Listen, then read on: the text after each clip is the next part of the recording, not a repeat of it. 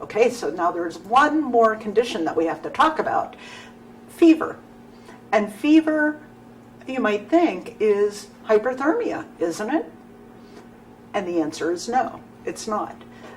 When someone has a fever,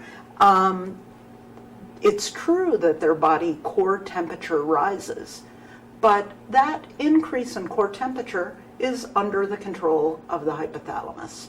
So what happens? We have little small molecules that can be released primarily by cells of the immune system.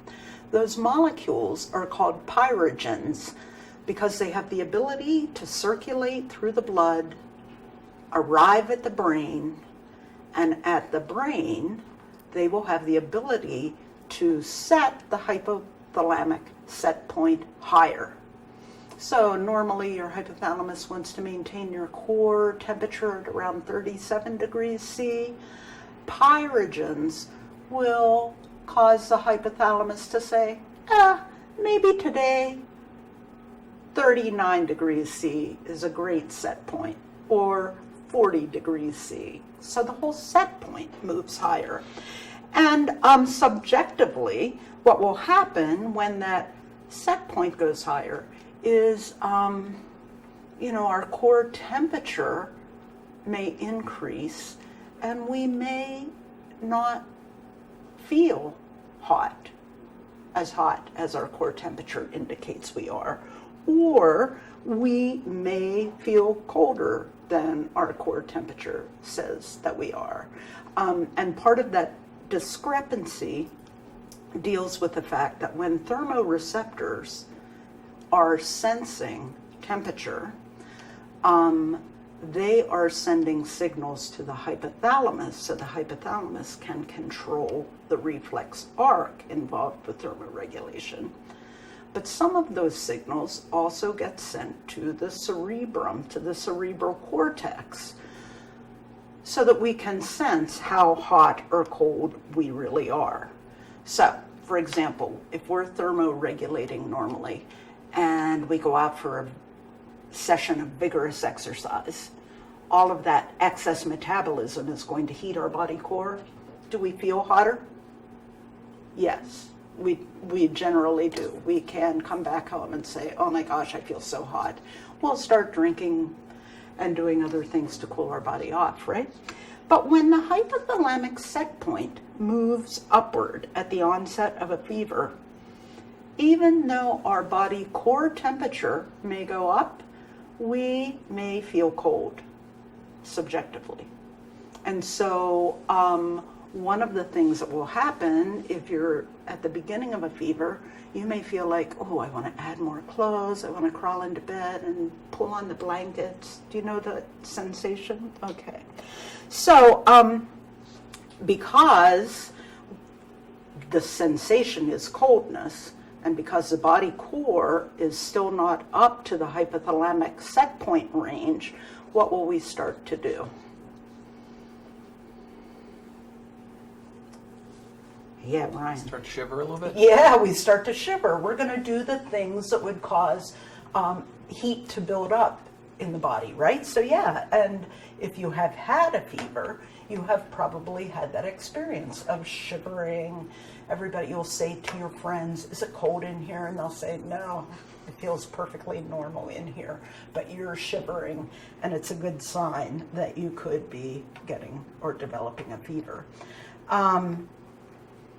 Ultimately, when whatever infection it was or whatever circumstance it was that triggered the release of pyrogens, ultimately when that condition is resolved and the pyrogens are removed from the body, the hypothalamus will return to its normal set point range, right?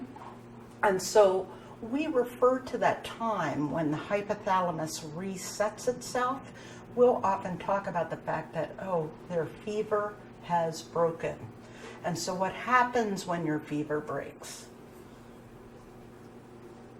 Why don't I take this one, Dr. Scanga, because Okay. it's something we see clinically quite often. So you may feel warm, You may feel flushed and you may sweat. Exactly, because what has happened?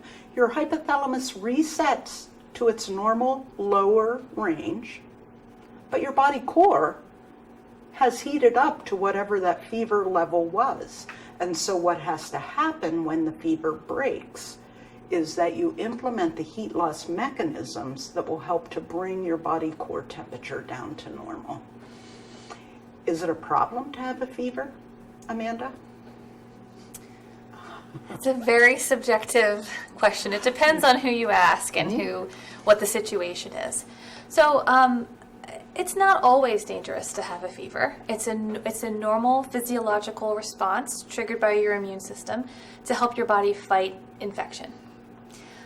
We worry about the same populations that you mentioned who are at risk for hyperthermia, people who can't regulate their temperature and their fluid intake well, very young and the very old, and those with circulatory difficulties are more at risk for having a fever that's uncontrollable or dangerous. Right. Did that answer your question? Yes, that's exactly what I expected to hear. And so sometimes people will be very concerned, about reporting their temperature. But the reality is that as long as we have not sustained such an abnormally high temperature for too long a time, that proteins are inactivated and organ damage occurs, we're okay. And normally fevers that result from activation of the immune system and the fighting of an infection, normally those fevers are not life-threatening, and so we would observe them and certainly take care of someone who has a fever, but we would not be quite as concerned as if they were in a condition of heat stroke. I would add, though, Dr. Scanga, that while it is okay and safe to have a fever typically, it is uncomfortable. it's uncomfortable to feel that warm and or alternately feel chills, and you can feel achy and uncomfortable. So clinicians do try to help people who are in that situation. We give them medications to try and offset some of the symptoms of the fever.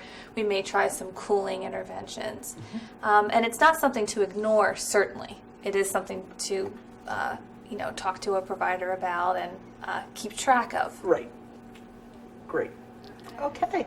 So we are going to, later this week, talk about assessing body temperatures. And after that demonstration of how to assess temperatures, you guys will be experts on this vital sign.